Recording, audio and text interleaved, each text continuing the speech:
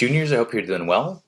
As you know, today's class features your morality teacher speaking a little bit about marriage, not in a global moral sense and not just from a sense of the church and the sacraments, but in our own experience. Now, I haven't been married as long as Mr. Salter or Mr. Garrity, and not even as long as Mr. Mahalik. But like the other teachers, can offer just a couple minutes of reflection on my experience of what marriage is like. My wife Rachel and I have known each other since high school, and we reconnected after our years in college. We got married in 2015, and we have three sons: Ben, who's 4, Luke is 2 years old, and our youngest son Theo is about 6 months old.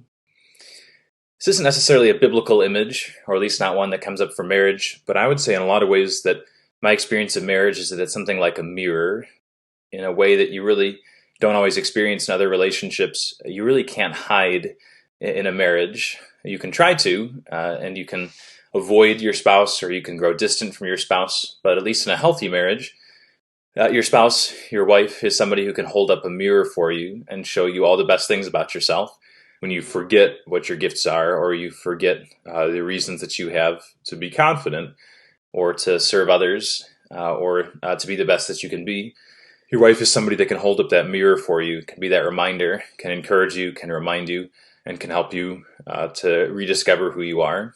That's also true in a kind of constructive sense, that a lot of times in a marriage, you can't really hide your weaknesses or your faults, even if you can kind of put on a good face and fake it for a little while when you have other relationships with your friends or with your classmates.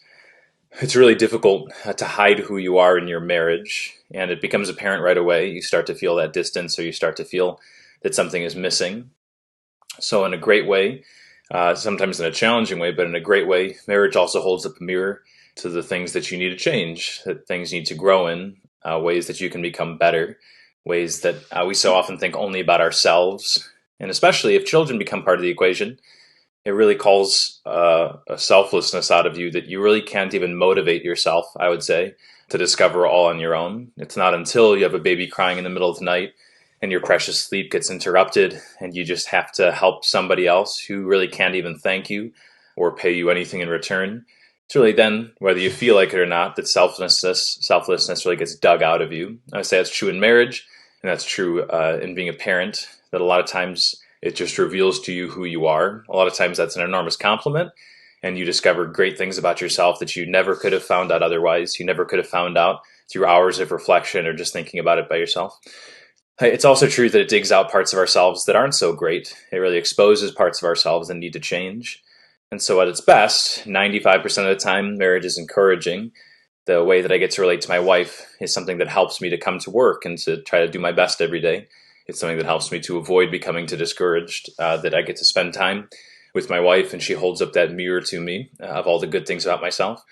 And then part of the time, it's a poke in the eye. It's a challenge, and it helps me to grow and to become better. I have to communicate. I have to realize that I make a lot of assumptions about other people that aren't necessarily true.